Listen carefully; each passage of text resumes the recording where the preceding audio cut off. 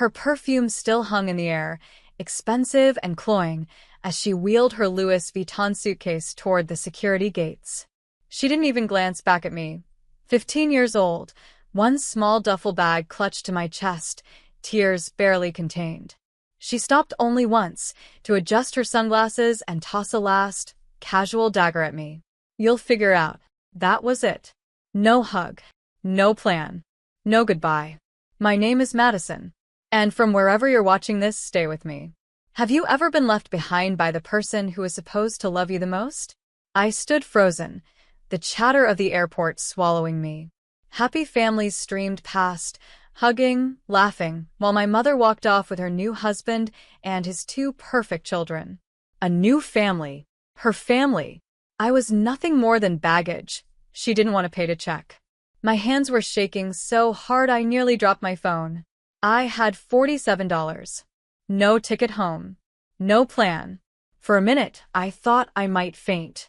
Then I remembered a name I'd buried for years, a name my mother spit like poison every time she talked about him. My father. She told me he was worthless, that he'd abandoned us, that he'd never wanted me. But in that moment, standing alone in a departure terminal that smelled like coffee and stale air, I needed to take that chance. I found the number in an old message thread, hands trembling as I dialed. It rang once, twice. Then a deep, steady voice answered. Madison? My knees nearly gave out. Dad, I choked, tears breaking free. Please help me. There was a pause. Just breathing.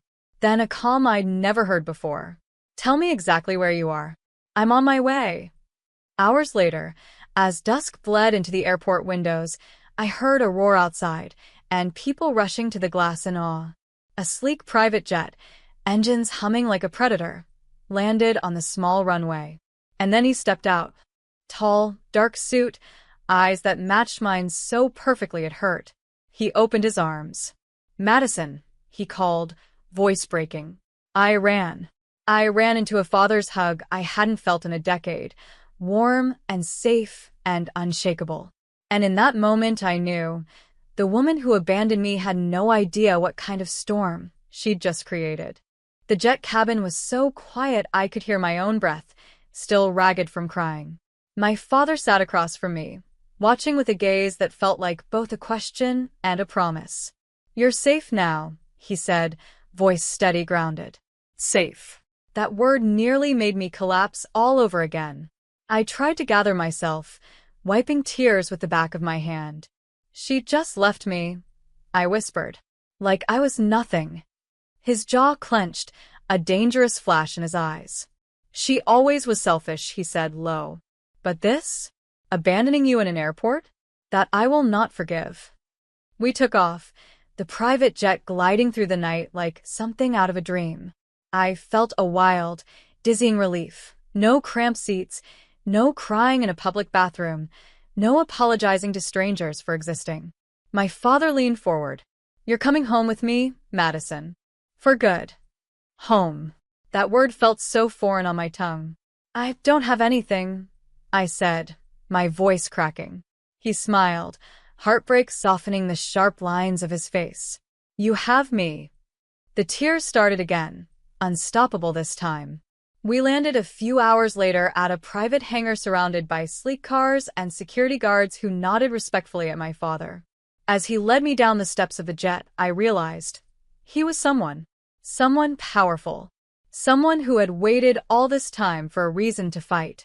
He guided me to a waiting SUV, the smell of leather and cedar wrapping around me like safety. Madison, he said gently once the doors closed, we're going to make this right. But on our terms. My mind flashed to my mother's cold smile, her hand around her new husband's arm, walking off without a shred of guilt. What about her?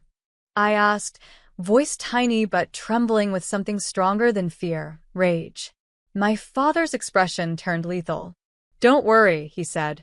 When she gets back, she'll learn exactly what it means to abandon her own blood. I sat back against the seat, the tears finally stopping, my heart beginning to heal in tiny, fragile beats. For the first time in my life, I wasn't alone. And when she returned from her precious vacation, she was going to find out what it felt like to be left with nothing. The days that followed felt like stepping into another world, a world my mother had sworn didn't exist. My father's house was all stone and glass perched high above the city, a view so powerful it made me feel like I could see my whole life laid out below. There were staff who called me miss, who smiled without pity.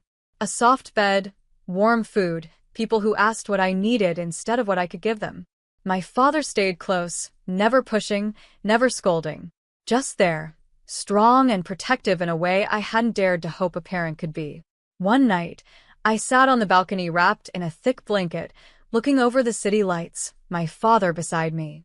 "You deserve better," he said, voice soft but certain. My throat felt tight. She made me believe you hated me," I confessed. He went still, shoulders tense. "I never stopped wanting you. She kept you from me." The pain in those words made my heart twist. "I'm sorry," I whispered. He shook his head fiercely. "No, Madison." "Never apologize for being taken from me." And then, as if he could sense the weight building in my chest, he reached for my hand. "She won't get away with this." A shiver ran down my spine. "What do you mean?" He let a dark, satisfied smile curve across his mouth. "Her new husband's a real estate investor, right? And that beautiful vacation she's enjoying?" He paused.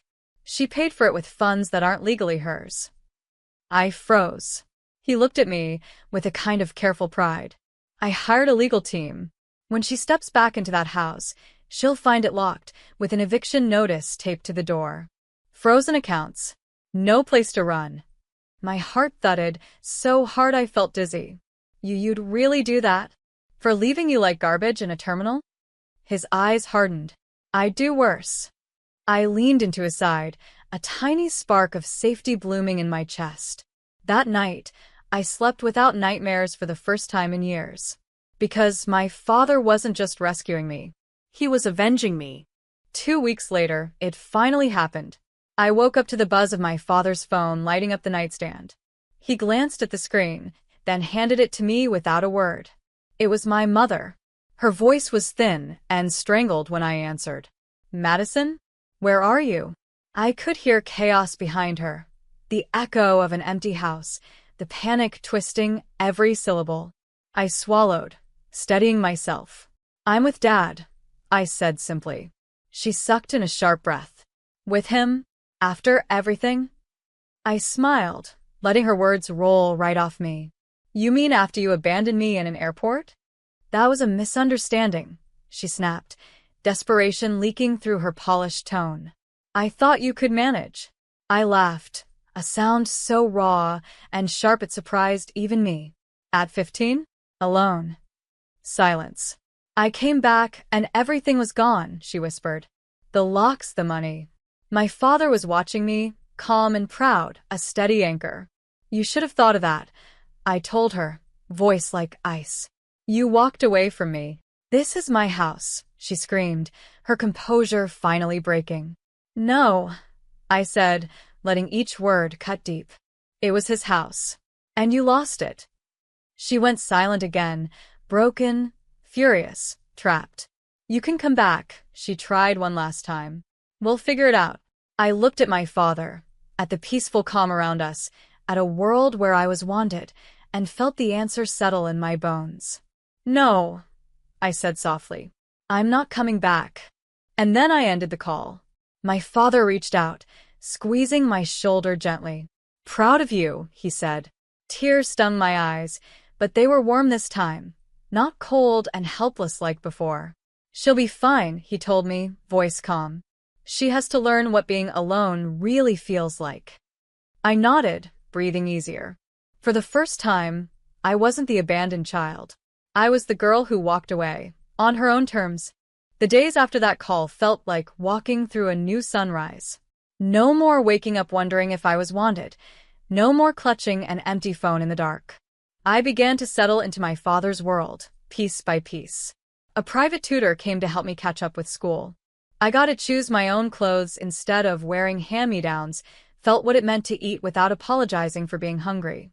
My father gave me space when I needed it and held me steady when the old fears crept back in. One afternoon, I found him in his office, a quiet storm behind his desk. Papers spread across polished mahogany, legal documents and reports. "Dad," I said carefully, "what happens to her now?" He looked up, eyes thoughtful but unshaken. "Her accounts are frozen. The house is ours again. She has no way to touch your trust fund. The lawyers are making sure of that." A strange relief flooded me. She might hate me for this, I admitted, a tiny thread of guilt winding through my chest. He pushed back from his chair and came around to face me, hands gentle on my shoulders. "Madison," he said, voice heavy but certain, "you cannot carry the guilt for her choices. She left you, not the other way around." A tear slipped free, but I let it fall. "She was supposed to be my mom," I whispered. He nodded, grief flashing in his own eyes. "She was supposed to protect you. She didn't. I will." A calm strength spread through me. I realized then that love could be fierce and gentle at once, and that someone could fight for me without making me feel small. Later that night, I lay in my new room, warm and safe, no shadows in the corners. I scrolled through old photos on my phone, pictures of birthdays where my mother smiled too wide, parties where I stood off to the side. I deleted them one by one, and when I finally put the phone down, I felt a weight lift that had been chained to me for years. My life didn't belong to her anymore. It belonged to me. A week later, a letter arrived, official, cold, stamped with legal threats. My mother's name scrawled across the bottom, dripping with false outrage. She was contesting the eviction, claiming emotional harm, claiming I'd been brainwashed. I almost laughed reading it. My father sat calmly across from me, skimming the pages, unbothered. "This is desperation," he said flatly. "She has nothing." I exhaled, relief mixing with a strange ache. Why won't she just let go? His eyes were steady, unshakable. "Because she's losing power. And people like her don't know how to live without it." The lawyers were swift, sharp, methodical. Within 2 days, they had shut down every claim she'd tried to make, leaving her letters nothing more than worthless threats. When I came down to breakfast the next morning, Dad was reading the news on his tablet, a small, satisfied grin on his face. "It's over," he told me. "Legally and financially. She can't touch you. Ever again." The quiet around me felt impossibly huge, like stepping into a cathedral of freedom. I sat down across from him, spoon stirring cereal that suddenly tasted better than any luxury meal I'd ever had. "Thank you," I whispered. His gaze softened. "No, Madison. Thank you for surviving, for trusting me to bring you home." I swallowed hard, emotion catching in my throat. He reached for my hand across the table, steady and strong. "You're safe now," he repeated like a vow. That night, I stood on the balcony, looking at the city sparkling below, and thought about her, my mother, sitting somewhere alone, the walls closing in on her, learning what abandonment really felt like. And somehow I didn't feel cruel. I felt clean, because I hadn't ruined her. She had done that all by herself. And now, I was free to build something better, something that could never be torn apart by anyone's selfishness again. Spring crept in quietly, soft breezes replacing the sharp winter air. I'd started classes again, this time at a school that actually cared about my future. My father made sure I had the best teachers, the best counselors, the best chance. Slowly, I learned how to laugh without flinching. Sometimes I caught myself reaching for my phone, expecting a cruel text from my mother, but then remembered she couldn't reach me anymore. That realization felt like a second heartbeat, steady and strong.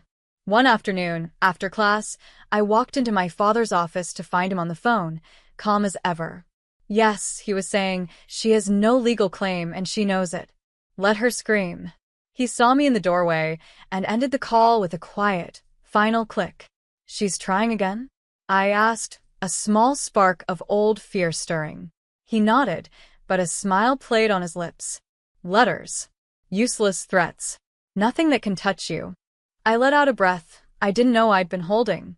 She doesn't get to own you anymore, Madison, he reminded me gently. Not your heart. Not your story. I stepped closer, hugging him tight, burying my face against the familiar scent of cedar and something safe. Thank you, I whispered again. He pulled back, eyes warm. You did this, you know. You survived. I'm just giving you the place you always deserved. His words sank deep, planting something powerful inside me. That night, I dreamed of her, my mother, standing at the airport, her designer suitcase in hand, but no one left to abandon. I woke up feeling light, untethered. I was no longer the girl she'd left behind. I was the girl who had rebuilt herself. The girl who had chosen love, real love, over her mother's shallow, rotting version of it. And that truth was worth more than any revenge could ever be. The morning was warm, sunlight spilling over the marble floors like forgiveness. I stood by my bedroom window, looking out at the life I'd built piece by piece, far from the poison she'd left me drowning in. My father tapped on the door, smiling. Ready? I nodded, slipping on my jacket, calm and sure. Today was the court hearing, the final chance my mother had to twist the story. But there was no fear left in me, only certainty. We drove together, silent, the quiet between us filled with an unspoken strength. When I stepped into the courthouse, I saw her sitting on a bench, alone, looking smaller than I'd ever seen her. No perfect husband, no shiny kids, just a woman who'd burned everything down around herself. Our eyes met. Something in her face cracked. Madison, she said, voice brittle. We can still fix this. I held up a hand, steady.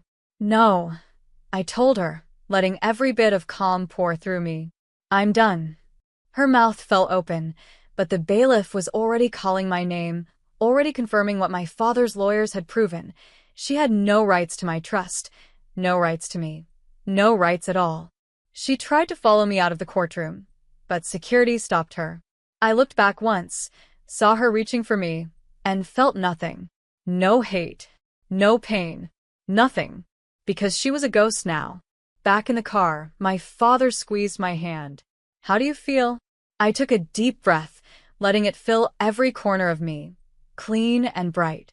Free, I said. He smiled, pride and love shining so clear it almost hurt. Then that's all that matters. As we pulled away, I looked out at the world rolling past the window. Wide, open, waiting for me. I wasn't the girl left at an airport anymore. I was the girl who found a way home. And this time, no one could take that away from me.